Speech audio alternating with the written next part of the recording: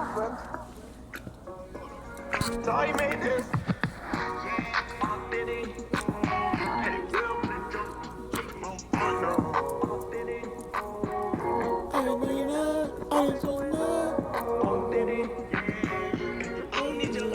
I ain't switching up. Authentic since day one. I hang with the same ones. Same one you cutting up. Hey man, we are established. Finally back. It's been too long. It's been what, a month? Listen, listen. Hear me good. Actually, let's talk about like where am I? I'm in like a museum kind of thing. I don't want to be too loud, but I don't want to be too quiet either. So I pray that we can stay here for over an hour talking, and because I don't want any interruptions. Right? I don't want to be too quiet. I do have a mic, but I am reserved. I'm not gonna be on one this video because I've been on one for two and a half, for two, for my last episodes, and you know I don't want to always be getting on y'all. But that's just the position I've been in. That's the position I'm in. Like it's not getting on y'all. I just want the best for y'all and y'all growth and y'all spiritual journeys, y'all relationship with God. You know, Paul, he was getting on his Christians, his first century Christians. He was getting on them just because like he knew they could be better. He knew the he knew the heights that could be reached, and he was doing his thing, and so I'm doing my thing too. Right. So I do want to talk about part two. Part two was 20 minutes long, but it wasn't intentionally designed to be 20 minutes long. I was recording it outside with the wind blowing. The wind was blowing. In that video, I was saying like, Elohim, chill with the wind, because bro, I was trying to get the message out and I couldn't get the message out. But so I went to my room and I was recording it. Everything was going good. I did 46 minutes on the call, just like this, in front of you right now. I went to go look back at it and I had no audio. No audio. Let me check. Okay, good. The mic is on. But it was no audio for 46 minutes. I was tight.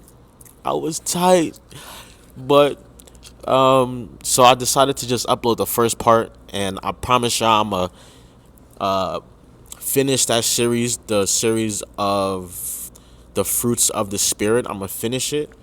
It's gonna be part 3 is gonna come after this video. So I'm gonna just make sure that I get that out.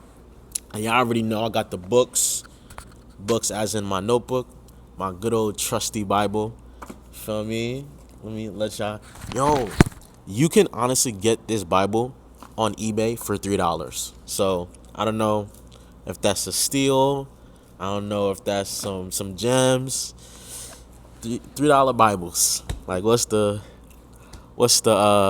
excuse? All right, $3 Bibles. Go get you one. NLT, the best version out there, in my opinion. Yeah. Okay. So, where have I been, Meech? Where have you been? Let's start with this, right? I've been in isolation. I've been in exile. I've been in solitude. I've always been, since I was 21, since I was 17 was when I first went into an isolation mode. Well, God put me in isolation since I was 17, took me away from my family, took me away from my friends, and put me in this environment of just isolation of nobody, and you're at the lowest point of your life. How are you going to survive? And I survived. I don't know how I did it, but I know I survived through the grace of the Lord, because where I was, man, I didn't know where I was. My first time being in that space, And the only thing I can kind of correlate that to is prison. But it's not prison, but it's like prison. But as a 17-year-old kid, I'm like, this is not prison, but where is this? Like, I don't know where I'm at. And that's just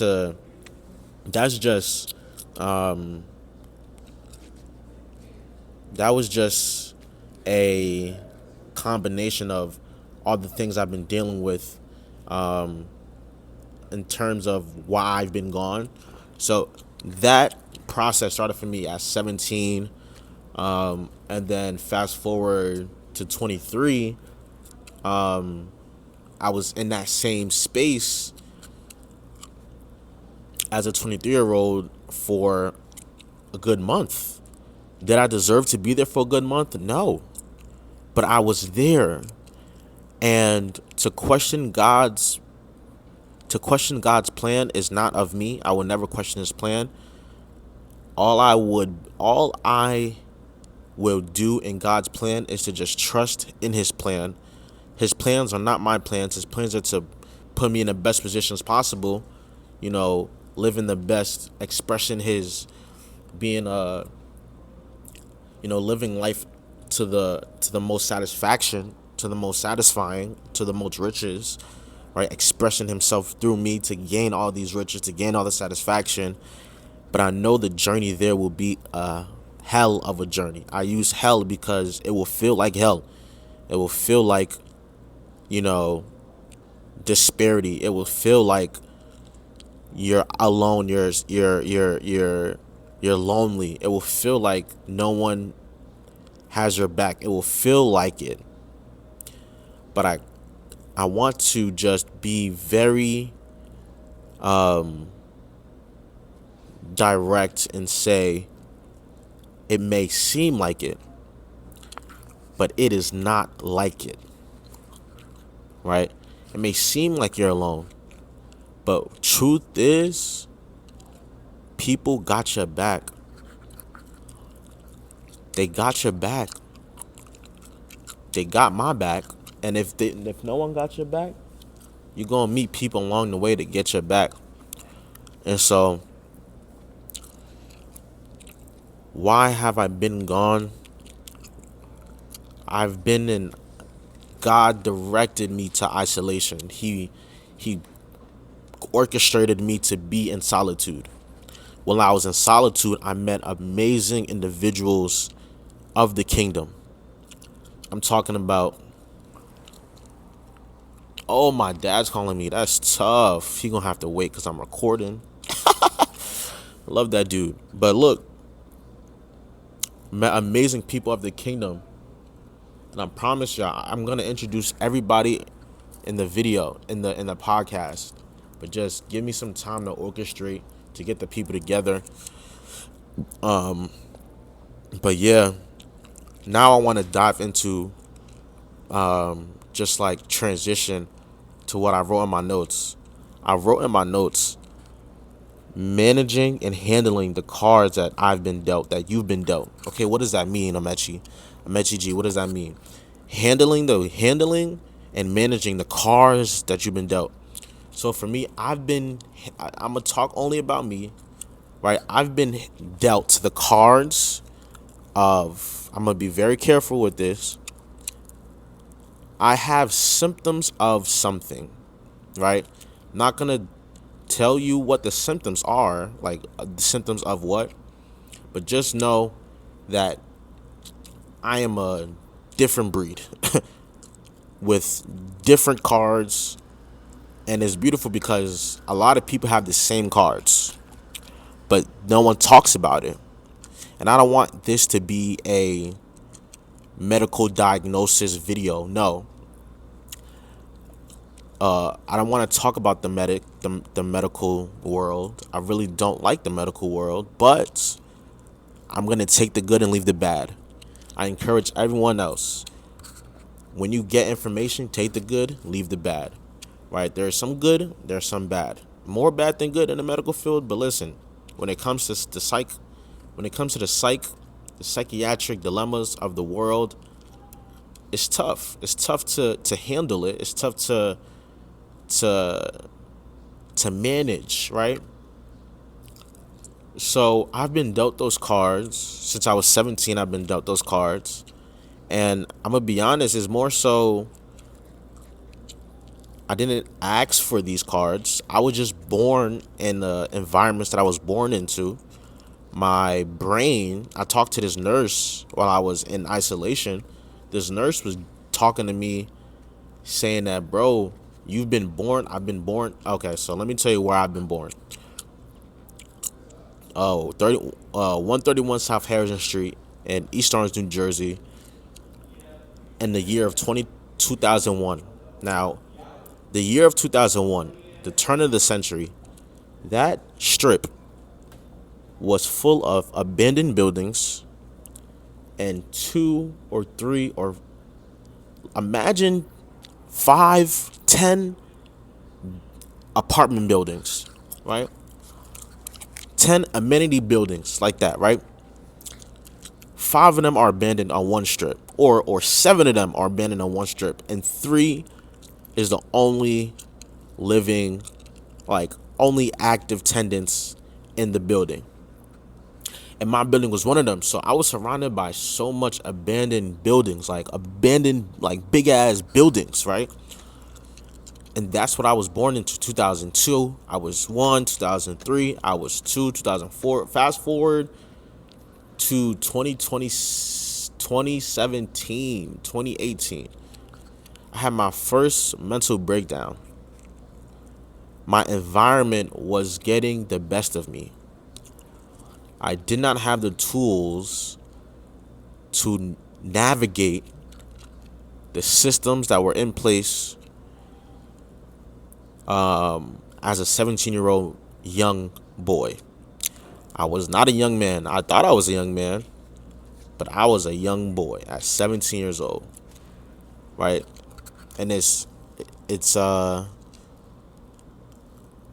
I'm being humble right now, and I'm being like real with myself.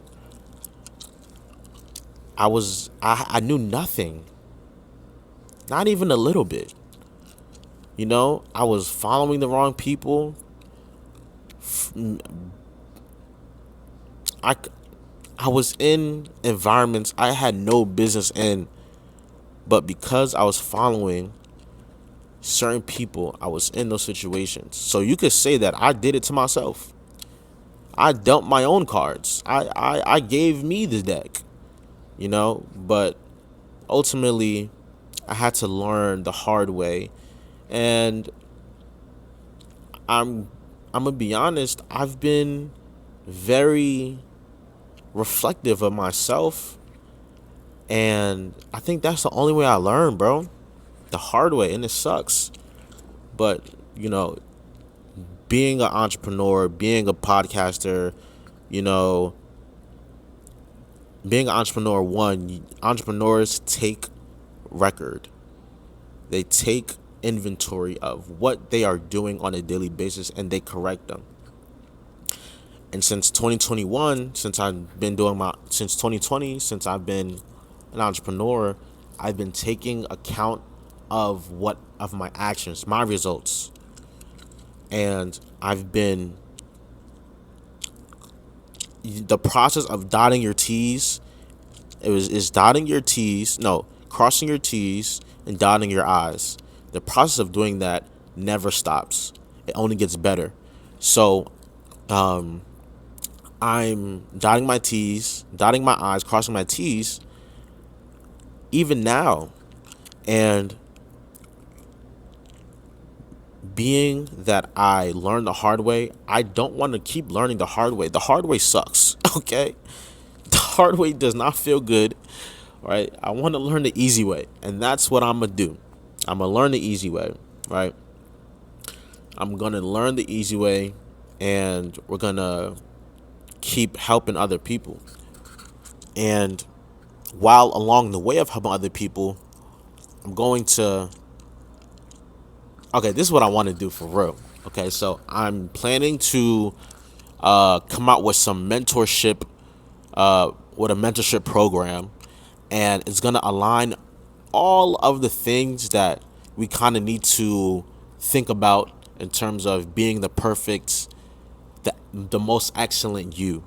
Okay, excellence. There's principles, right? There's success principles, right? And we need to acknowledge them and work accordingly coincide with them to feel successful, to feel excellent, to be doing excellent, to appreciate the work that you do on a daily basis. There is principles, and I want to align everybody with the principles. So everything I taught, everything I learned, and everything I'm teaching now is going to be intricately put in a program, a mentorship program on 3 different tiers. Okay, the first tier is novice, right? You come in, you need novice is like you come in entry level.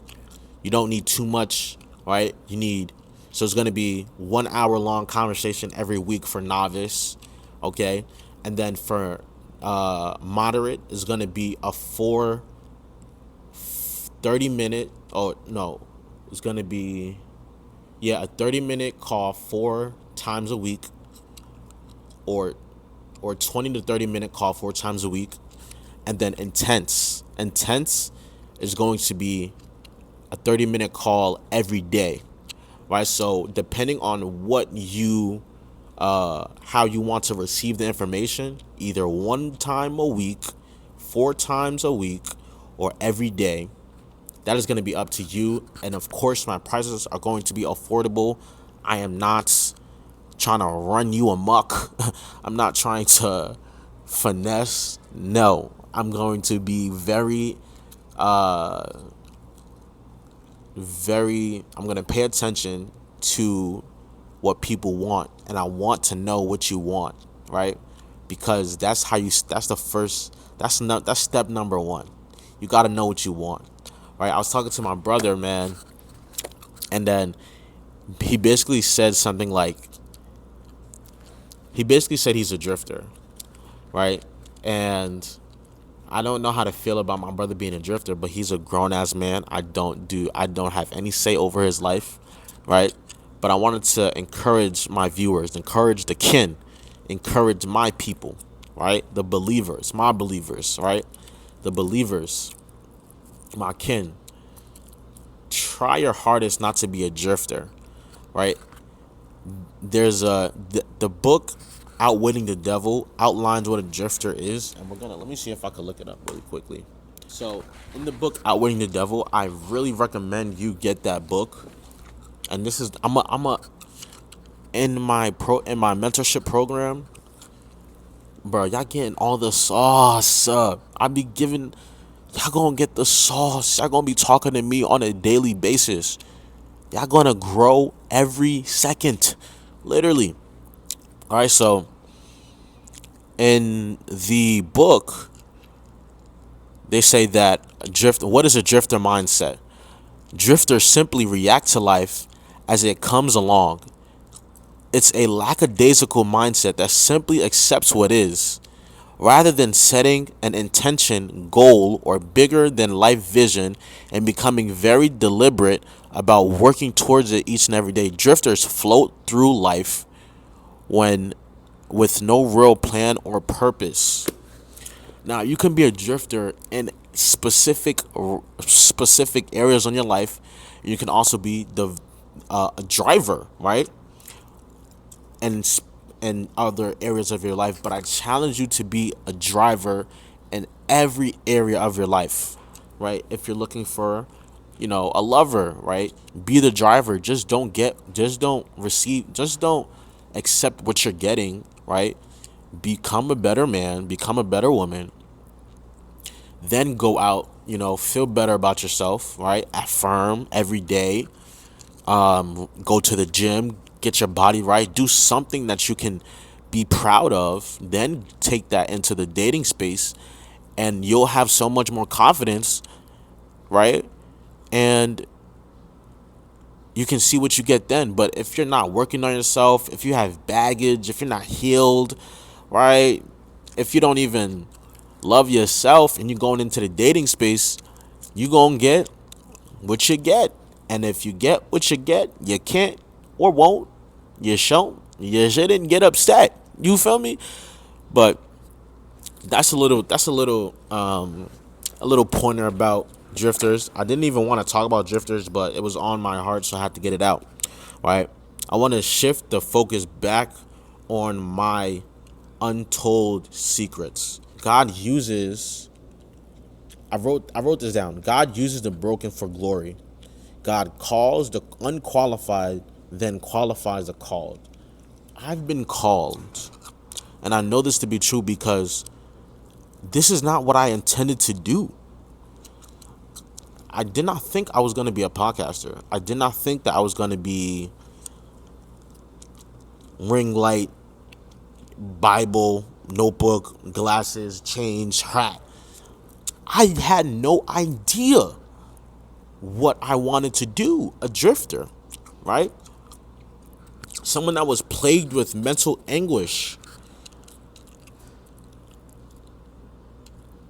But in high school, when I was 18, graduating high school, my good friend Muhammad Raja sat me down and he said, "What do you want to do with your life? Do you want to work for somebody your whole life, or do you want to be a businessman, entrepreneur?" I said to him, "Muhammad, respectfully, I don't mind working my whole life for someone else." And he said, "Bro, that's not who you are." And I said, "How do you know who I am when I don't know who I am?" But it's just the energy. When you have the energy, people see what you don't see. And God gave you two ears to listen. He gave you two ears and one mouth. You honestly have to practice listening, practice hearing, and practice less talking. Because some people have more information than what you have. And that's okay. Because everyone started off with zero, right? So I didn't know what I wanted to do. He talked to me. He said, "What is your passion?" Right? And it's funny because when some people say passion, something inside of me wanted to say something, right? Good thing I had the words to communicate because I had to express that something that was that passion feeling that was inside of me. When he said passion, I immediately went into creative thinking without even knowing. We were walking to lunch. He said, "What are your passion?" I said, "I don't know, but I see myself in front of a crowd speaking." And then he said, "You should start a YouTube." And then I said, "No." Because I was 17. I didn't know how to start a YouTube. I didn't know. I just knew ShopRite, you know? But it's so beautiful. You just got to let God work for you, right? You just got to accept it in your heart, right? Let it work for you. Let it work for you. God is it. He is it, literally. It exists. God exists. Elohim exists. Let Elohim work for you. When you let Elohim work for you, you'll begin to want to hear his words. You'll begin to want to digest his words. It's going to be a slow process, or it can be an intensive process. You are in the driver's seat now. You're not a drifter. I pray that my audience, my kin, my people, my believers are not drifters. We are drivers. Right? So, like me, with, difficult, like everyone else, with difficult cards that they've been dealt, there are people like us that are in scripture that is written, that dealt with so much agony, so much self-pity, so much of brokenness. God still used them for the glory. God still gave them promises. Broken people, struggling people. He made them He gave them the grace and the security to do what they needed to do to live, to become the person that they needed to become, right? It don't matter what you got. I know a paraplegic man, an athlete. He has no legs, just a torso and arms and a head. And he is faster than people with legs. He is stronger. He works on himself. He has locks. And I'm pretty sure people know who I'm talking about, but I don't know his name, but he's a wrestler. He does track. And he has no legs, just a torso. Just a torso. I know there's one speaker, doesn't have same thing. He doesn't have arms. He just has a torso and a head.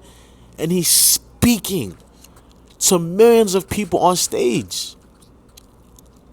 There's no excuse. There's no excuse. Let's connect this with people in the scripture. Moses, he had speaking defects. Exodus chapter 4, verse 10. But Moses pleaded with the Lord, "O Lord, I am not very good with my words. I have never been. I am not now, even though you have spoken to me. I get tongue-tied and my words get tangled." He didn't know how to speak.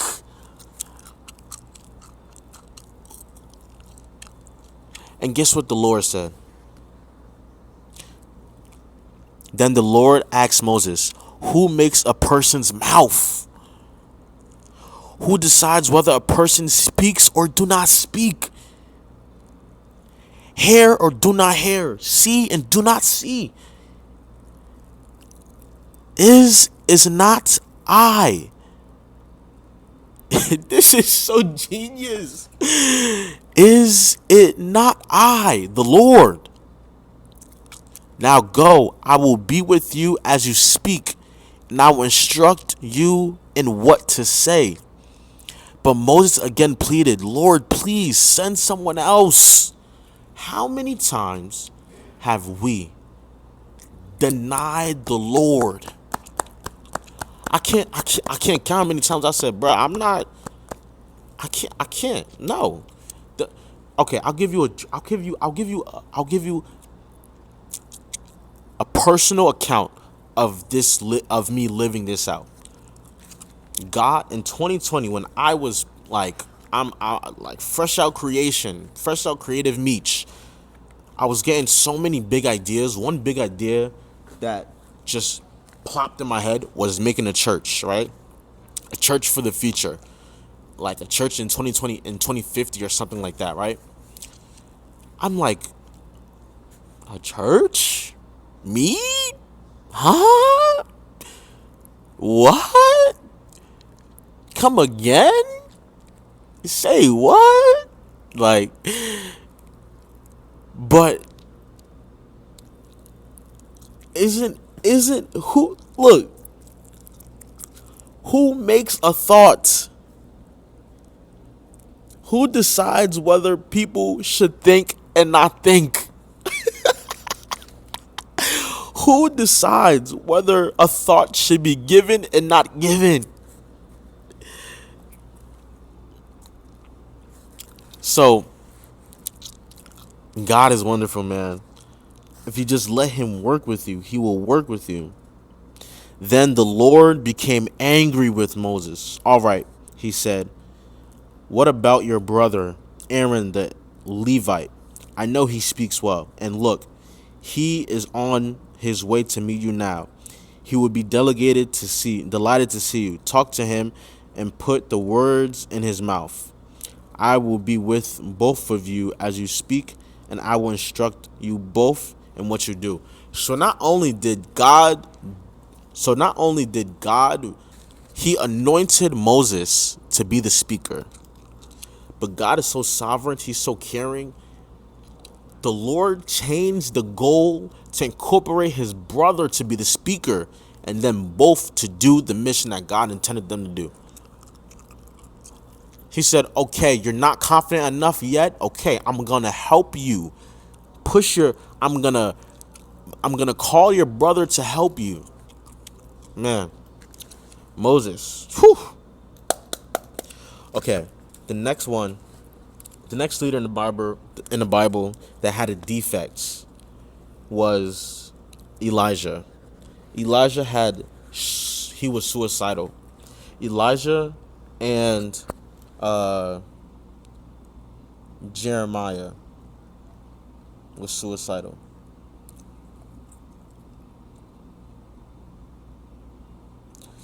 So let's go to Elijah first. Elijah, first Kings chapter 19 verse 5. So give you some context. Elijah just finished, he was in a battle, not a battle but like a duel to see. Okay, so Elijah wanted to prove to the other magicians at the time that their God, or other believers that didn't believe in God, that the Lord has the highest, most powerful power in the world. He is the Lord. So other makeshift deities has no power over the Lord, right? And so it was three of them, right? Or four, I don't remember. But Elijah made the contest and said, let's see how powerful our lords are, right? So Elijah instructed the other man to pray to the God, to the other people to pray to their God, to send fire to the altar or something, to send fire down so that we know the Lord is real, right? So the other guys, they were praying, they were doing all this stuff. Fire never came. As soon as Elijah muffled fire, fire came down, boom, struck, right? Because the Lord is real. Are you, what you thought? What you thought? The Lord wasn't real? Come on, son. He came down with the flames, boom, right? So, and then the other people wanted to kill Elijah, so he ran, right? He got up out of there, right? And then he's in despair. He says, it says, Bible says, First Kings, chapter 19, verse 3. Elisha was afraid and fled for his life. He went to Beersheba, a town in Judah. He left his servant there, and then he went on alone in the wilderness, traveling all day. He sat down under a solitude broom tree and prayed that he might die. I had enough, Lord, he said. Take my life, for I am no better than my ancestors who have already died. So, while he was victorious, the pressure of threatening him to death got to him, right? And it says, this event took place after Elijah's dramatic confrontation with the prophets of Baal on the Mount Carmel, where God sent fire from heaven to prove his power. Despite the victory, Queen Jezebel threatened to kill Elijah, and he fled in fear. In exhaustion and discouragement, Elijah prayed to die. Like, so now you got Elijah praying to die, you got Samson praying to die. All these people want to die, like, and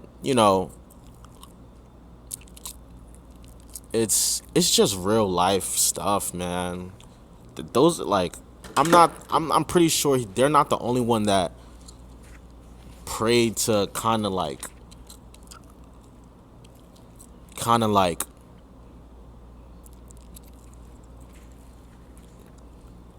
free themselves of suffering, free themselves of emotional disparity, right? I think it's less about dying and more about not wanting to suffer in the situations that we are in sometimes, for relief. If you're not here, then you're not feeling. But I challenge everyone to appreciate the life that we all have. Appreciate the life. Like, if you look in my mouth, right? I looked. Oh my God, this is so funny. It's not funny, but this firefighter showed me a corpse, right? And I'm looking at the corpse, and it's a body, right? It's a body, but has no life. And every time I record, every time I look in the mirror, I do this, and I do this to just remind myself I have it in me. I have life in me. That is so precious. Life is so precious because with the life can bring the glory of the Lord. And that is what we're going towards. The world is coming back to the world. The world is coming back to the Lord. And it takes soldiers. It takes people that will lay down, will get on their platforms and speak about the Lord without fear, with joy, right? With compassion, with love, with serendipity, right? With perspective, with knowledge. Say something that they never heard before. Say something that you never heard before. Feel me? All right. So we got Elijah. He was suicidal, and then Jeremiah was also suicidal. And we're gonna see that too. Okay, Jeremiah curses the day of his birth and expresses regret for being born. This is chapter. This is Jeremiah chapter 20, verse 14. Let's go to it. I have a friend named Jeremiah. Shout out him, man.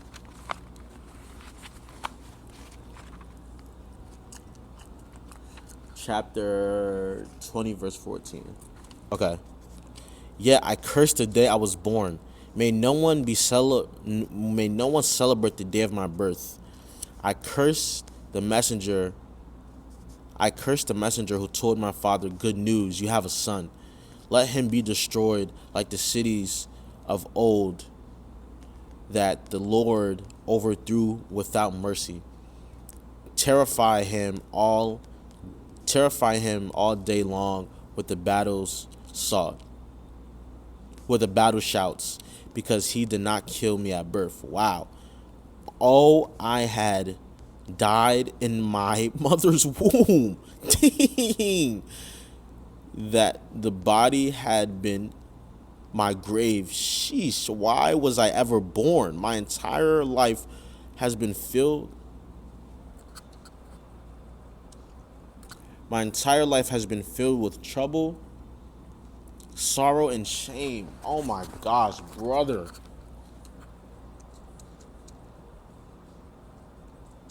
Brother Jeremiah, man. I felt that pain, bro. I felt that pain. It's important to understand these words in the context of Jeremiah's life as a prophet, axed with delivering difficult messages to a rebellious people. His honesty about his emotions served as a reminder of the struggles people may face even in a faithful service to God. So all his words, all his emotions was coming from people that were rebuking him, people that were ready to forsaken him, take him away from the life that he's living. And in the context of my Bible, it says, this is Jeremiah. This is the context. I'm going to read that too. Okay. By any measure of human success, the prophet Jeremiah was a colossal failure. So he was a failure. God. For most of his life, he was poor, unpopular, isolated, and prosecuted. Jeremiah lived for 40 years in Judah, just before the people were exiled to Babylon, and his prophecies were collected into the book that now bears his name. The main message of the prophecies is simple. It is too late to avoid God's discipline, so accept it and turn away from their sin. So this is the time where the people of Israel were so much sinful. God was like, I'm doing away with all you people. I'm putting you to slavery. I'm giving my people to slavery for Babylon. Babylon will conquer and will take everyone as a slave. After a time of punishment, however, and this God was like, this is God. After a time of punishment, however, God will restore Judah. So after slavery though, you got some restoration though. That's God. You know what I'm saying? That's the God of the Old Testament. He ain't gonna put nobody in slavery today. But the Old Testament God, he was like, y'all all going to slavery.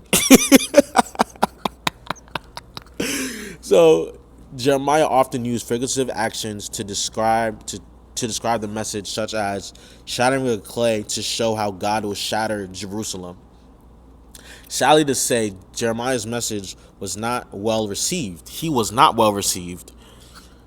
His audience discounted his warnings, locked him up in stocks, and even threatened his life. As a result, Jeremiah lived to see invasions by the Babylonian armies, the deportations of his people, and the slaughtering of Je- Jerusalem's inhabitants, and the destruction of the temple.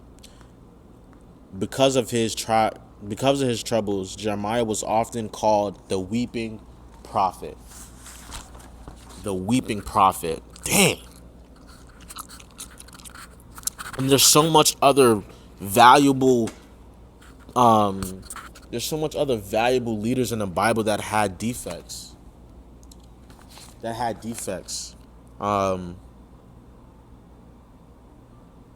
got the prostitute Rahaba. She basically hid Israel's these three slate these not three or two. It was either two or three. She hid these spies in her house for them not to die, and then when the coast was clear, she gave them food. She sheltered them. And then when the time was clear, they went on. So God really said, "Yo, with her faith, these things can happen, right?" And we're gonna talk about her more too. Okay, so Rahab, right? Let's get the story, man. I definitely gave y'all the gist of her story, but let's give her some respect and oh, so I'm gonna read it off the Bible. James chapter 2 verse 25.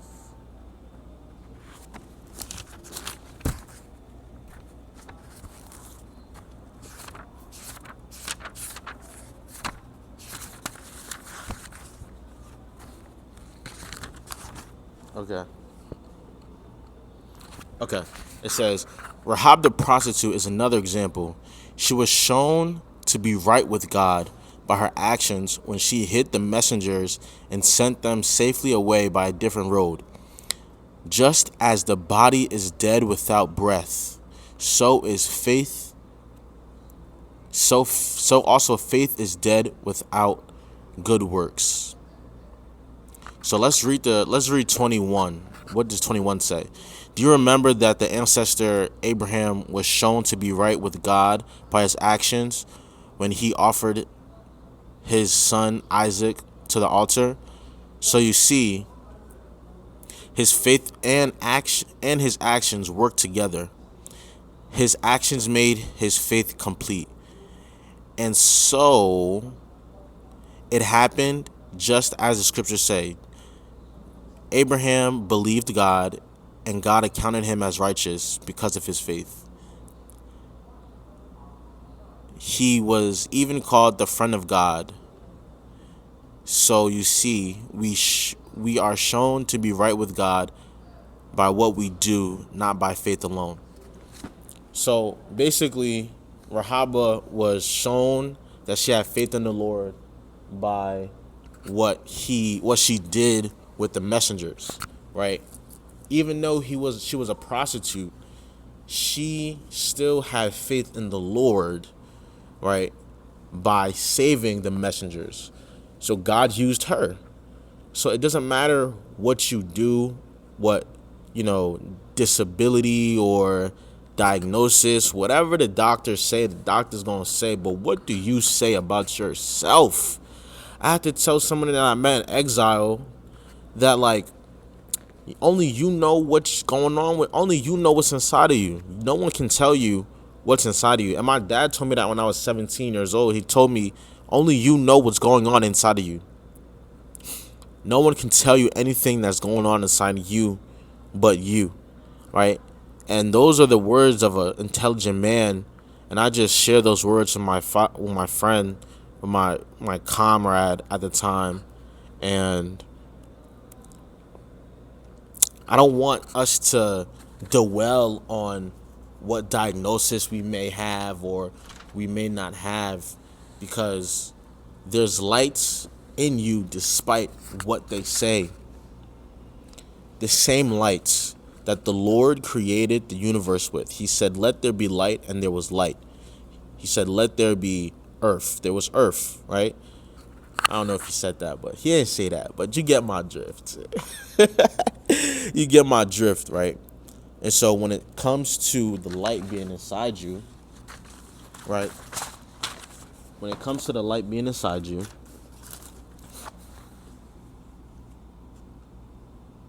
there's a gift that resides in you that you are to share with the world. That's the main point I want to make. Like, everything that is inside of you needs to be shown out through an expressive way of creation. God is a creator. He made creatives to be creators. We are lowercase c creators, created by capital C creator. Does that make sense? Like, we have what it takes inside of us to do what it takes, but we gotta believe in ourselves and actually take the steps to bind on earth as it is in heaven. That's our mission. And I'm creating these videos to not only be a voice, but just showcase my creative abilities. The things that is put inside me, I have to show out. So I encourage you to figure out and it's so funny because let me finish my thought. So I encourage you all to figure out what's inside you so you can do it. So I know somebody that wants to literally have a cat cafe. That's on her heart, and she's gonna have the most beautiful cat cafe just because she wants to do it. So be a lamp. Be a lamp. And what does a lamp do? In Mark chapter 4 verse 24, Mark chapter 4 verse 24. I'm going through Bible because you already know what I do. Let's not act like I'm not finna talk about the Bible. You're wildin'. This is what I do. You feel me? So Mark chapter 4 verse 24, right? Let's see what that says. I forgot what it says, but I wrote it down. I know it has to do with the light.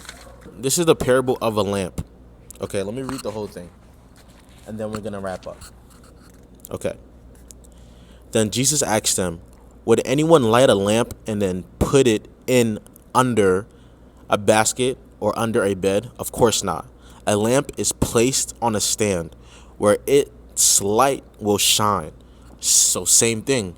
You have to let your light shine. Okay? Put it on a stand, put it on a pedestal, put it on a stool, a table.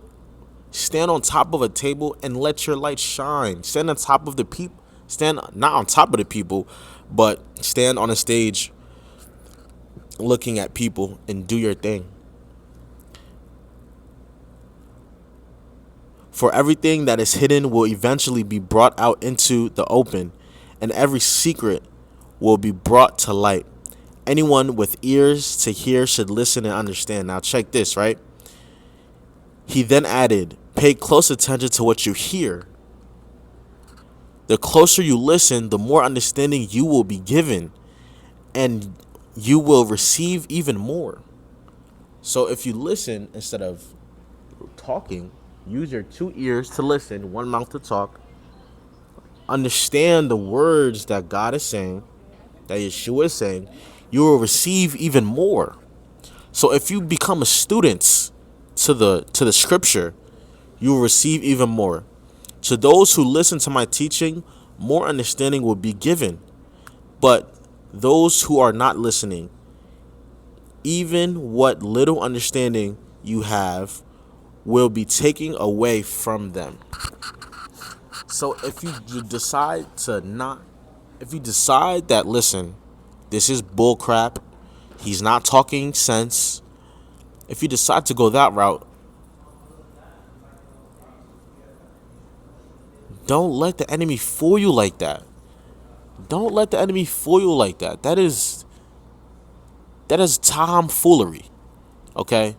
Don't don't listen to that. This is the truth, right? And so if you go to the references, it says the measure you give will be the measure you get back. That is premise law of attraction. Look at the law of attraction in the scripture. I'm going to read it again. The measure you give will be the measure you get back. All that is saying is what you give, you're going to get back. The energy, the positive energy or the negative energy that you dispose into the world will come back to you, whether it's positive or negative. So what am I trying to say? I'm trying to say, despite the diagnosis, despite the lack thereof, despite the environment you've been born into, despite the poverty mindset that you've been born into, there is lights inside of you. For example, me, born into poverty, born into poor mindset, a poverty mindset, did the work to ungunk all that negative mindset, all that negative paradigm, did the work to ungunk all the poor mindseted things that were in my mind, did the work to gain a wealthy, prosperous mindset, abundant mindset. And what is the work? The work is writing it down. I am so happy and grateful now that I am abundant. Write it 10 times. Read it 10 times. Right? Say it to your. Go in front of a camera. Go in front of a mirror and profess, confess, affirm all of the positive, all the wealthy affirmations and the positive affirmations to reprogram your mind. Right? This has to be an everyday practice. You have to get religious with it, practical, right? I did the work to ungunk all the I don't even know how to pronounce the word P no more. I don't even know how to pronounce the word no more. That's because I am far removed from that, right? I know how to say wealthy. I know how to say abundant because that's the mindset that I have now, and I literally embody it. The way I dress, the way I speak, the way I handle myself, my self-control. Everything that I do now is because I reprogrammed myself. I changed my paradigm. And if you need help changing your paradigm, I'll drop some references. I'll drop some references at the end of the video. Bob Proctor. I'm always reference Bob Proctor. Paradigm shift. So we can get tapped in for real. But listen, fam, I love y'all. That's it. Right, I'm gonna end off with this. Right, I know one man that healed it all, and his name is Yeshua.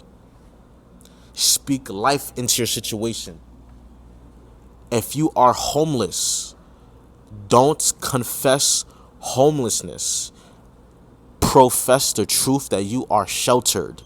You have a home. You have a roof over your head. Speak it into existence and it will happen. Love y'all.